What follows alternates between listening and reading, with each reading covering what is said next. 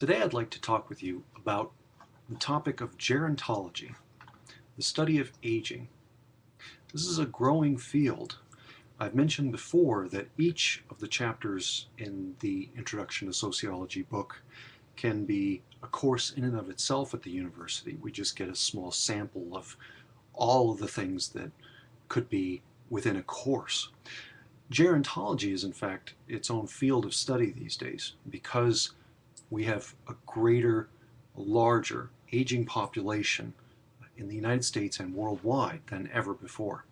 So we're going to talk about that, and in particular, in the next slide, I want to talk with you about this part I just marked, that the United States is experiencing what your text calls a senior boom. And we'll see that figure next and then go back to the information on this slide.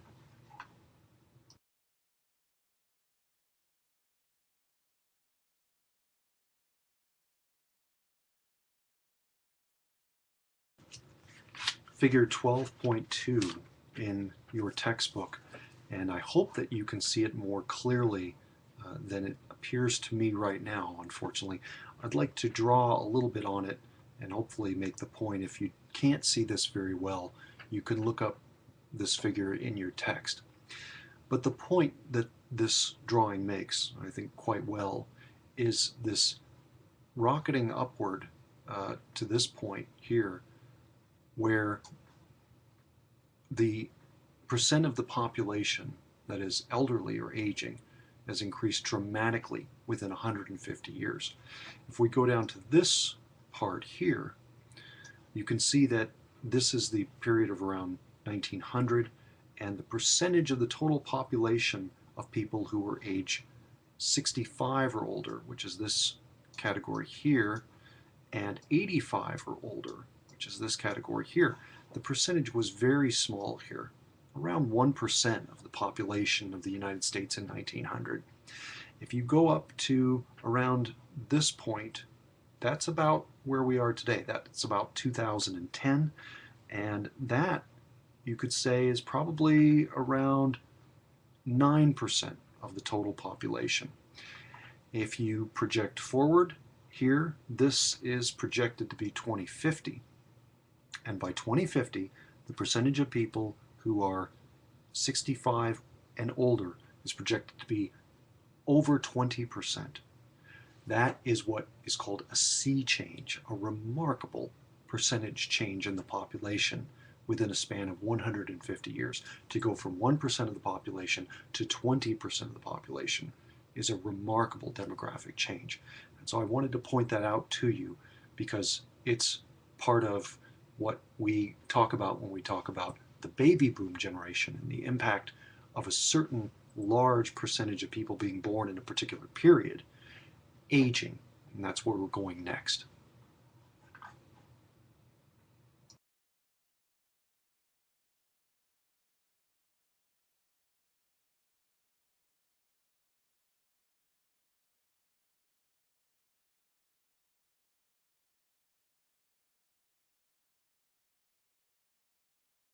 Experiencing this senior boom, a larger percentage of people becoming elderly in the future. And one of the things about aging is that people tend to think of it as a purely biological phenomenon. And it certainly is. But as I've mentioned before with things like race and sex, even biological givens, ascribed statuses, are read through social filters. All right. So if you're talking about the more biological element of aging, then you want to talk about senescence. It's a term, and it's the idea of our natural deterioration of cells and organs due to aging. Everybody experiences senescence. God willing, you'll get older. And so there's a biologically inevitable occurrence here. However, that thing is read through a social filter, social understandings of aging. And so that's where sociologists come in to take on some of these kinds of things and say, well, how do people interpret aging? What are possible stereotypes of older people? And things such as this. Among those, you'll see a discussion in your textbook about the middle years of life. And so you can think of stages, life stages that people go through. The middle years may be ages, I don't know, 40 to 60 perhaps in a person's life. And there's this idea, common idea, that people go through what's called a midlife crisis in the middle period of life, maybe ages 40 to 50. Men are supposed to get divorces and get much younger wives and sports cars. Women might experience empty nest syndrome, where their children leave and they start to search for their identity.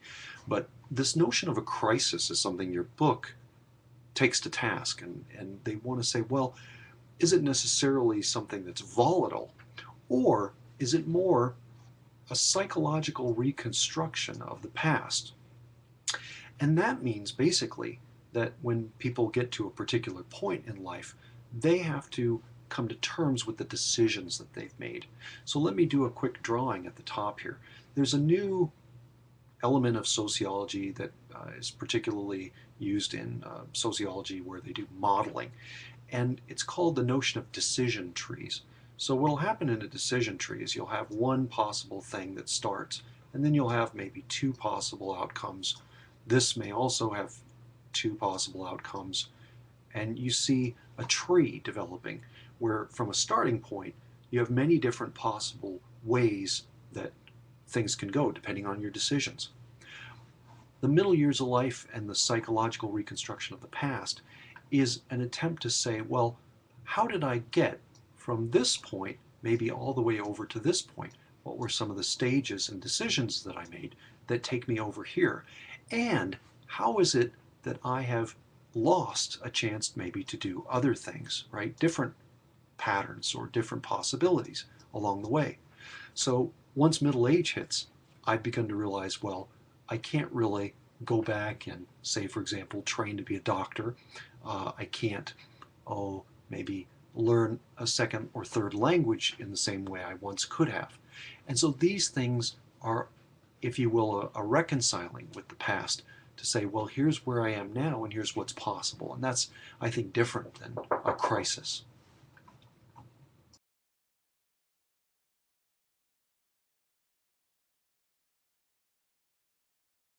That idea I mentioned before, the baby boom.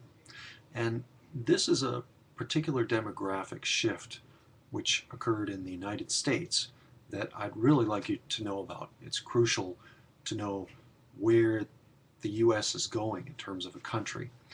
And I'd like you to know that this is a cohort of people who were born between particular years, 1945 to 1964. And I have here a cohort of about 77, some say 78 million people. Why was there a massive increase in the number of births after 1945? Can you think of what big event was going on at that point? How about World War II ending? So all of these enlisted men coming back from Europe after fighting in the war, the US is victorious, we're the big industrial economy to emerge very, very strong after World War II. A lot of the economies in Europe were decimated by the war. And there was a prosperity that people saw. The GI Bill came about. People were able to buy homes who might not have otherwise been able to. And so there was an impetus to have larger families. And this continued into the early 60s. So a large number of children were born in this period. The idea today is that the youngest members of this group are now just entering into their 50s, right? Getting older. So what I ask you is, what are some of the implications of this? And let's walk through that by looking at just a few articles and thinking about how this might affect the world in sociological terms.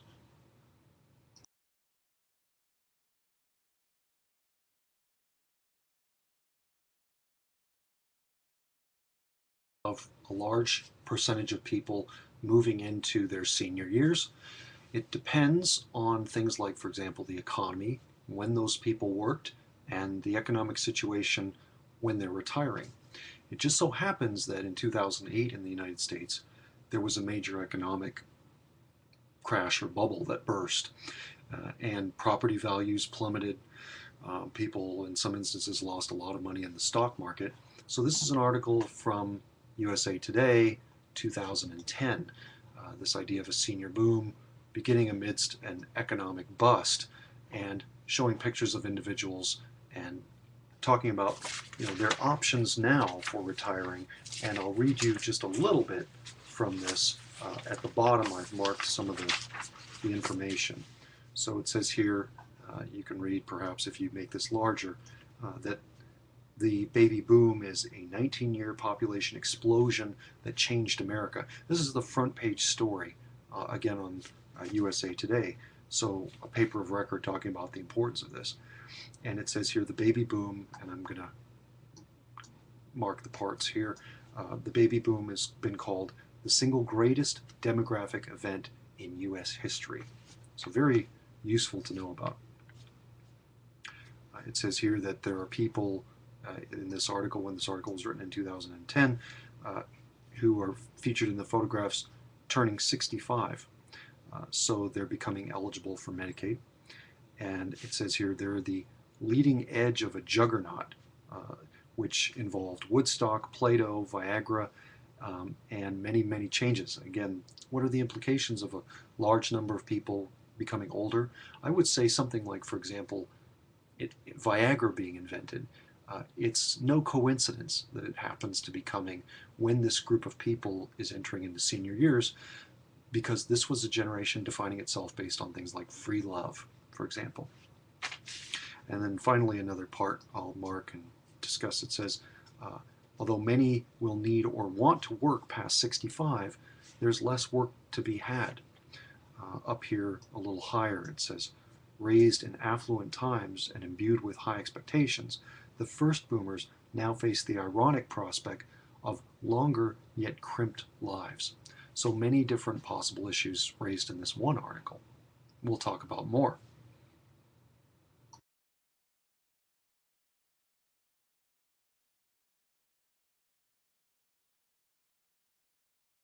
Article is not going away.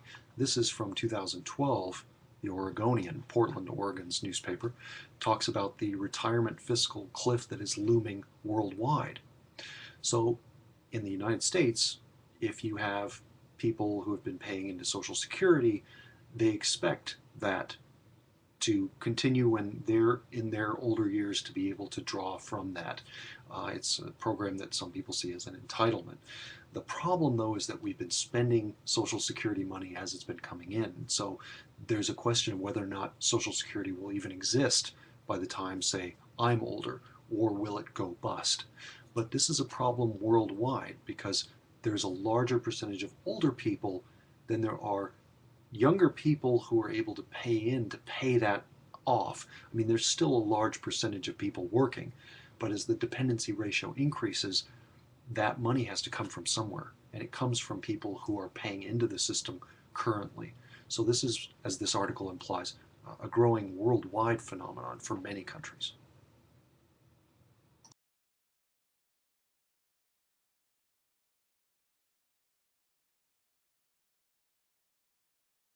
Population is, where will those people live and who will take care of them, among many others. The other issues you can think connected to that might involve medical care and quality of life issues. Do people really want to live as long as it's possible to live now, if in fact the quality of their life is not very good? And we'll talk about that on a future slide with the notion of euthanasia, which means merciful death. But this article I thought I'd show you too, because it has a statement over here. Let me see if I can find it right around this part. And it's that 1 in 3 of the baby boomers is unmarried. So that means 33% of the individuals growing old don't necessarily have a partner to work with and enjoy growing older with. And who is going to care for these people? Is there going to be a rise in the need, for example, in elder care facilities? And who will pay for that? There are other issues too related to sociological ideas, demographics, and um, race and ethnicity. This is an interesting part here. It talks about how over in this portion of the article that there is a larger percentage of Latino elderly people living with their children, and that's something that's specific to Latino populations. Larger numbers of Latinos live in multi-generational households. Finally, another part of this article that I think is worth noting. According to the U.S. Census Bureau, there was a 55% increase from 2000 to 2007 of older parents living with their adult children. So let me ask you, are you planning to have your parents live with you in the same house? You may have to consider these things. Many of the students that I poll in class say that they didn't actually plan on even living in the same town as their parents. So big open questions about how these things will pan out in the future.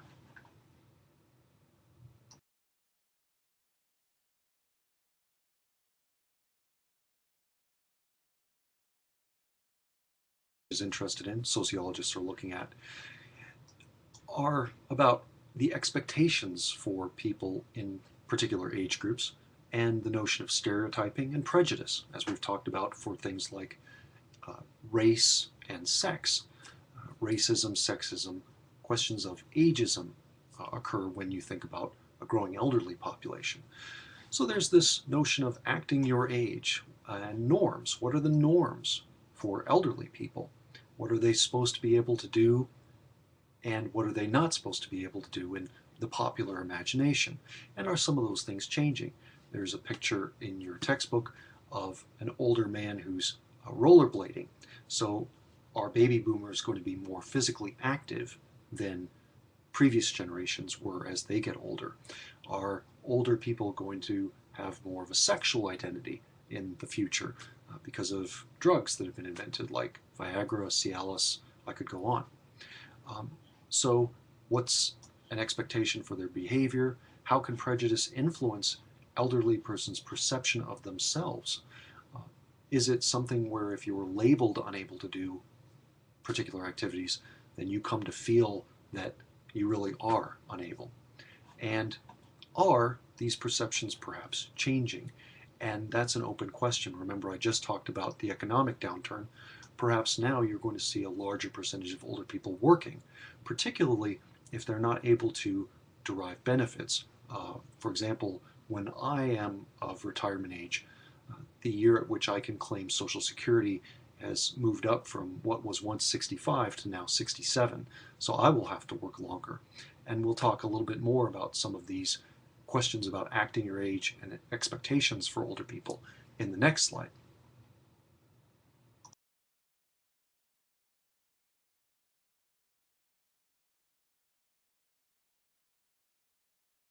Indicates that baby boomers are going to be a hot market for things like knee replacement.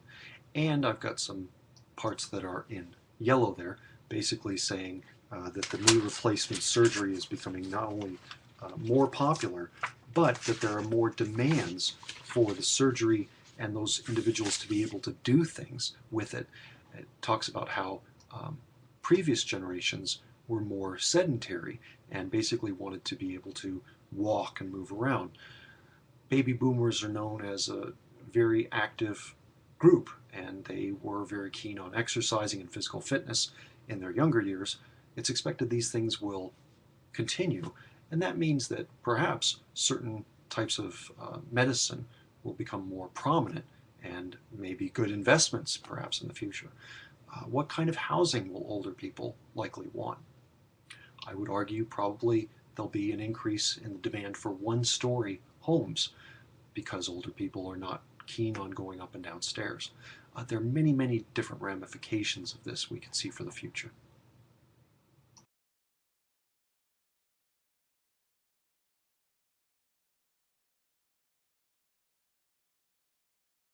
That as we're seeing more people getting older, and the baby boom generation in particular getting older, there's an increase in demand for recreational marijuana use and medical marijuana use. And that's why I would say probably some of these laws are changing.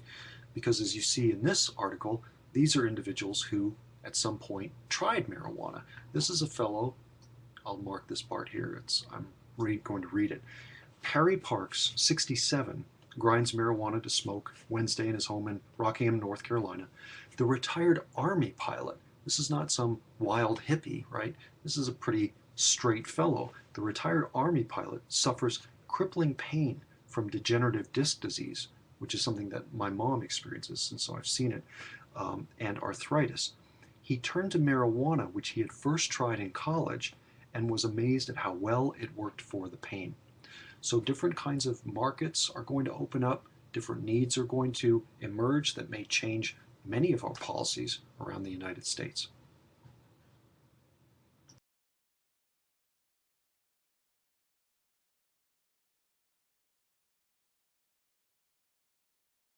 Of elderly people are different depending on the social order that they happen to live in. In the class, we've talked about pre-industrial societies as traditional societies. And we talked about different forms of pre-industrial societies, like, for example, hunting and gathering societies, nomadic societies. So let's talk about these two different views of growing old in traditional societies. In these nomadic hunting-gathering societies, the group is going to be threatened by these elderly people who can't keep up with the group.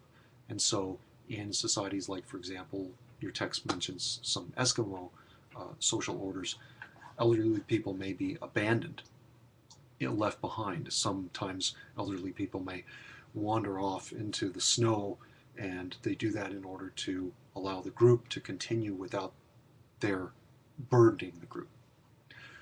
We also talked, though, about how the sociocultural evolution, socioeconomic evolution, meant going from hunting and gathering to horticulture, agrarian style societies. In those societies, older people are more likely to be seen as valuable because they understand things like the seasons. They may have built the house that generations are still living in. And so they have a knowledge, a repository of facts and understanding, long-term understanding, that makes them very useful and valuable. And so your text mentions the Old Order Amish as, for example, people who hold land and are held in esteem. Old Order Amish is another idea. And this is the notion of a gerontocracy, where elder people are held up as more valuable as they're older. Finally, after agricultural-based societies, we had sociocultural evolution and economic evolution toward industrialism. Here you see the percentage of elderly growing, but there's a decline in their social status because middle-aged people are seen as taking over the workforce, and older people's skills in industrial societies are not as valued. Because one thing we've talked about all semester is that there's an increasing rate of change, and so skills are seen as less valuable or not valuable at all. Imagine, for example, someone who was a typesetter in the past. Now it's all done through computers. That skill has been made worthless. There were people who were telephone operators, and now that's all been digitized. So certain kinds of skill sets became irrelevant, and those people became redundant. And you could argue this is happening faster and faster as our rate of technological change increases in pace. That relates to the post-industrial society, our current social form. You have this notion of increased ageism, people who are seen as inferior because they're older. On the other hand, though, you see a stronger coalition building among older people, and so older people today have more political mobilization, perhaps, than ever before in the past. And organizations I'd like you to know about, like AARP and the Gray Panthers, are important.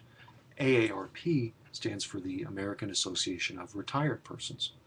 And if you were to look in your text about what AARP supplies to older people, one of the most important things they supply is just information, so people can understand more about their rights as older people, the types of entitlements they may have, and issues that they're facing.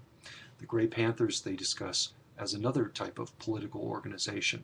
The largest political organization these days for older people, however, is AARP.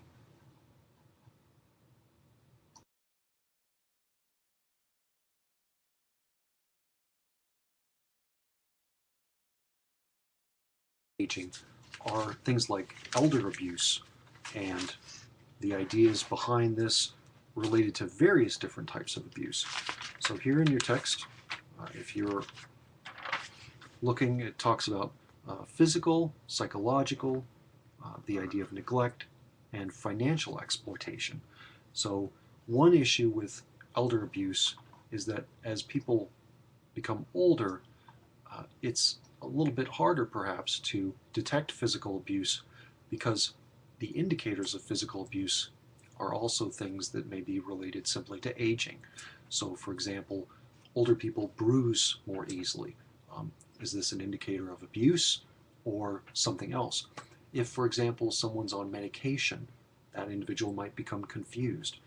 So questions about reporting and getting accurate information on some of these things are important for sociological studies. Social isolation can be a huge issue with older people because there may be a general retreat from society and from social engagement. How are we to prevent social isolation? What are things that could be done in terms of social policy that may reduce this problem? Here in Kearney a few years ago, there was the building of the Peterson Senior Center, which is over by Gottschalk Tower in Yanni Park. It's a lovely facility. If you ever are in that park, you can take a look. Euthanasia, I mentioned, I think before, the notion of a merciful death, gentle death, is going to be an increasing issue. There was a recent story in Oregon, I believe it was, about a woman who wanted to die because she was suffering from a terrible illness. I believe she was only in her 20s, but Oregon is one of the few states where you have legal euthanasia. Doctors can help patients die, and there are states where, of course, that's not legal.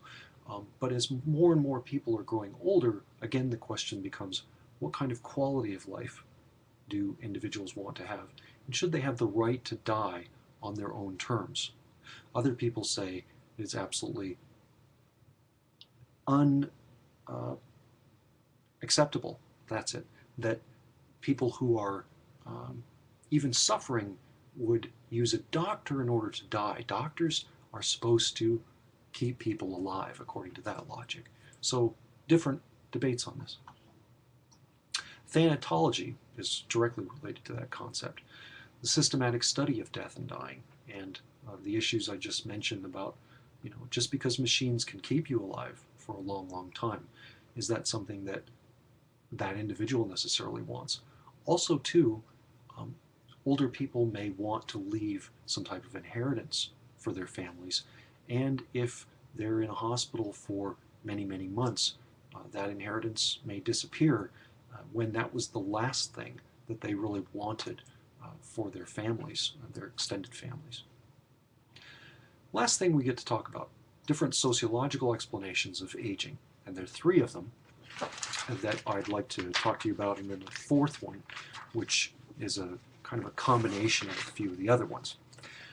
First of all, under functionalism, you have this social disengagement idea.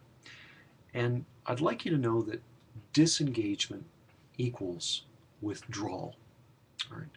So the notion is here, as people grow older, they both begin to socially withdraw and simultaneously are relieved of their social responsibilities. So it's this disengagement both for the person who's growing older and for those who are still productive, you could say, in society. And this is a theory that works nicely with functionalism. All the parts are supposed to work together to make a whole. If there's a part that isn't functioning, then it's supposed to not be part of this productive society. Symbolic interactionism considers what's called the activity theory of aging. And this is that the degree to which a person remains engaged in meaningful social activity is going to determine that person's quality of life. And so I think of this sometimes when I think of my own mother, because she very much wants a good quality of life, and she's very interested in staying active and regularly does things, shopping, making food, visiting with her grandkids, my nephews. So this is something where I think that can be used to explain in part her aging.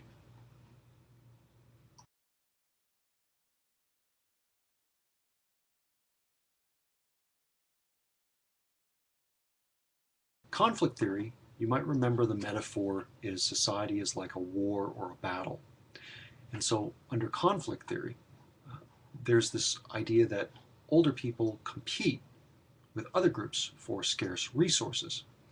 And so you have a subculture theory that emerges from this. This notion that people who are older are forming a distinct subculture of similarly situated individuals. And sometimes I think about whether my mom fits in with this theory, and I think in some ways yes, but in other ways no. She does not want to participate in a subculture of people her own age, but she is a member of something like ARP. And so she has a political orientation toward her own group doing well and maintaining resources, scarce resources.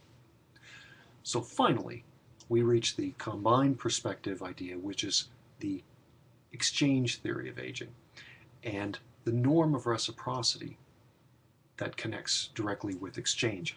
Remember, we talked about exchange in a previous chapter. So exchange means that I give something to you, you give something to me, and it also is something I see that applies to my own mom, because she, for example, goes to visit my sister and again my nephews, and she teaches them things like, for example, my nephews, she taught them how to gut fish. And my sister sent me a video of this, and I found it rather hysterical because my mom taught me how to gut fish when I was a kid.